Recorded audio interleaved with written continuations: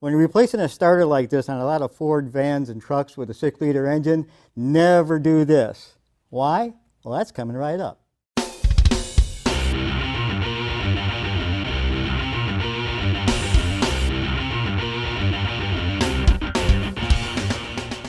Hi, and welcome to Wrenchin Up, where we tackle the projects and demonstrate the procedures that you, our viewers, ask us to do. And today, it's all about these replacement starters for Ford, mostly vans and trucks with 6-liter engines. And here is a great tip to help with a very successful installation. But to help us understand the problem is Nelson Davis, and he is with Motor Car Parts of America.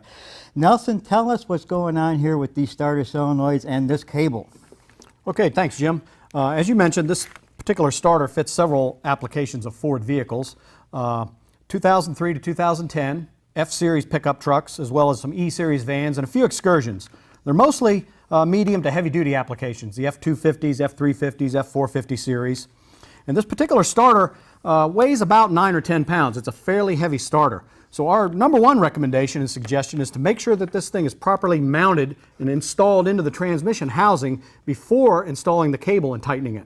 You also need to be very careful when you tighten this nut. We put a torque specification label on here, and it's only tightened to 9 foot-pounds. If it's over-tightened, or if you allow this starter to hang by the cable and then tighten it before installing it or supporting it in the transmission, it will actually damage this plastic solenoid end cap and the battery post terminal. And sometimes it's not always noticeable. Sometimes there just may be a small stress fracture or crack in that solenoid end cap, which will fail later on.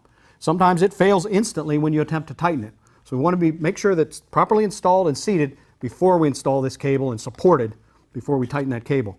Makes a lot of sense. The other thing we do is we always put a technical service bulletin in the box for these particular applications, and it explains the same situation about not letting the starter hang from the cable and not over tightening the nut. And you know, you see that quite often in shops and different installations where somebody's got this mounted first. I mean, it kind of makes it easier to install the starter when you're doing that. But what if you slip? What if it just falls or something like that? And you're going to get a broken plastic here or a stress crack in it. Wow. And that's going to cause some issues later down the road. So there you have it. Be sure that this thing is installed into the engine before you mount the cable so you don't ruin that starter solenoid.